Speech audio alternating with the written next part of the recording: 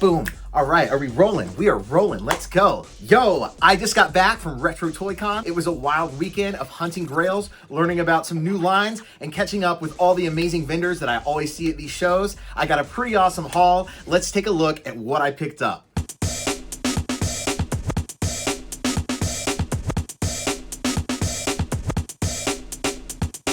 So this was my first RetroToyCon. I'm a big fan of the Toy Federation podcast. I still haven't been to the store, but it is on the to-do list. Earlier this year, I moved back to Virginia where I grew up. I had lived in Atlanta, Georgia for over a decade, and I had both Joe-Lanta and Toy-Lanta practically in my backyard. I didn't have to go very far for a really good toy show. Well, now that I've moved back to a more rural area, it's worth the trip for these kinds of events. After visiting Joe-Lanta this year, I realized that I needed to start planning the trip for RetroToyCon. From the show floor, to the hotel hunting, to the lobby swap, this show did not disappoint. And I stopped at a few great locations on my way back home from the show. Let's break down my entire haul from RetroToyCon 2025.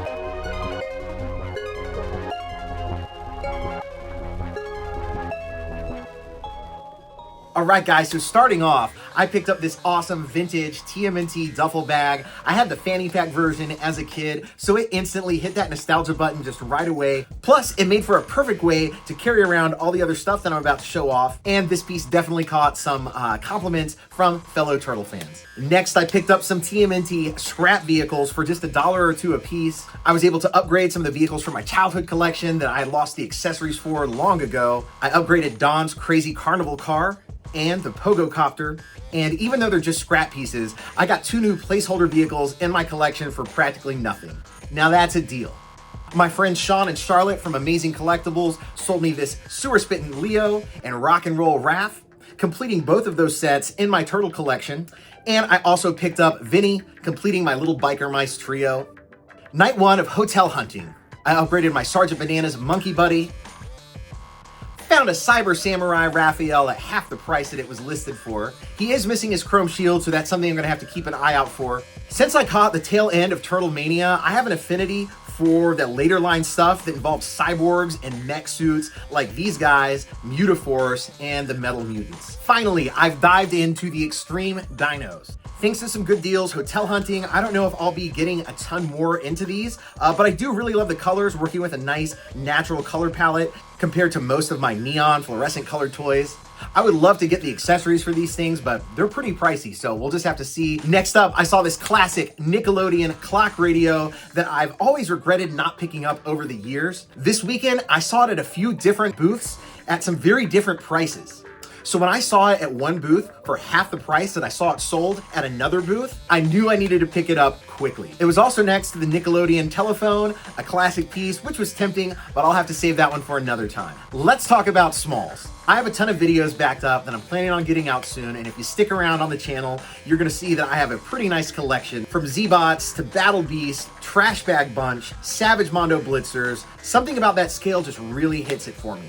So this weekend, I got a ton of goodies when it comes to smalls. First off, Seth from Sasquatch Toys had a whole bin of loose Z-Bots that I rummaged through. Now my Z-Bots collection is pretty huge. I'm trying to collect the entire line if it's even possible. So I only grabbed a few that I needed, but he did have some really good ones in there. I needed these two Link Bots specifically for my line. I think I'm at 9 out of 10 Link Bots now. During the first night of hotel hunting, I actually found 6 carded sets of Z-Bots and one of the collector's case of the Z-Bot minis.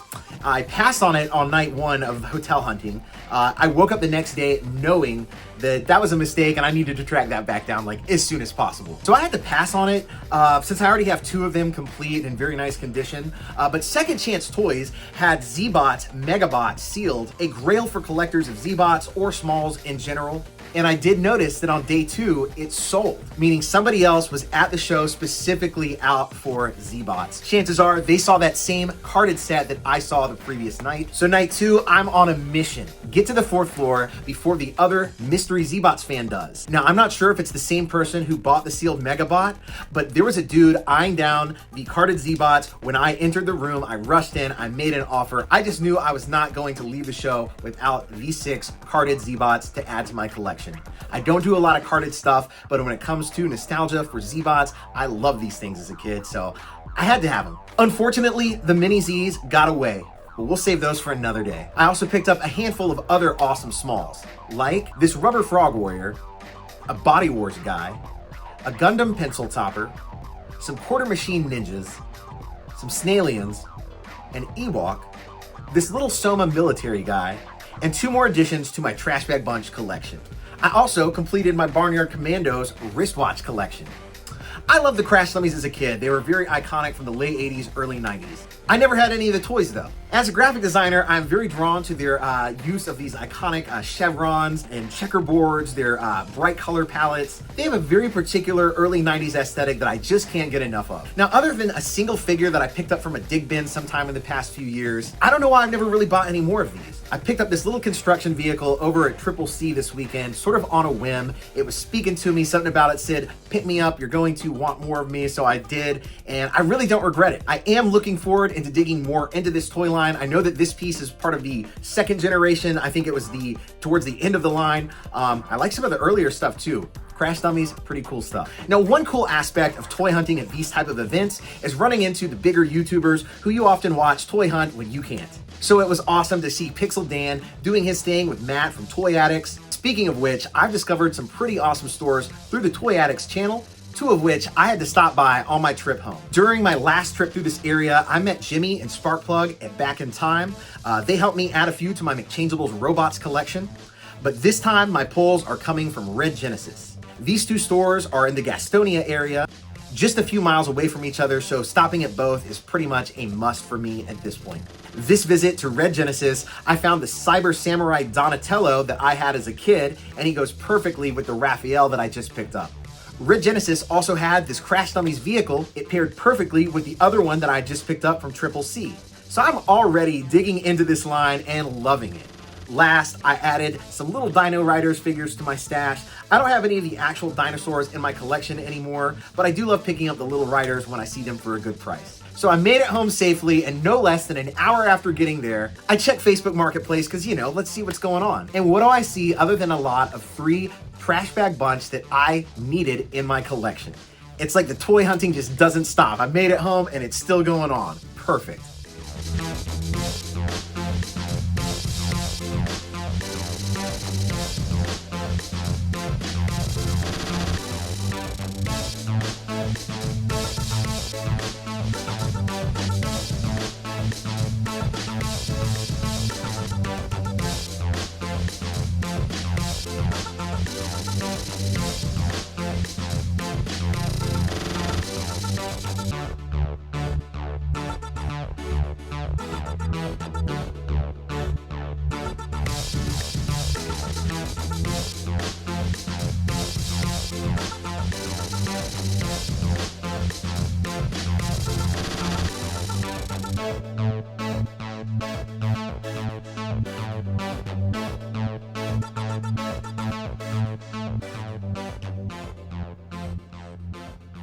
So guys, that is my RetroToyCon 2025 haul, plus some extra stuff on the way back home. I'm not disappointed at all. It's been an amazing haul, an amazing time catching up with awesome vendors.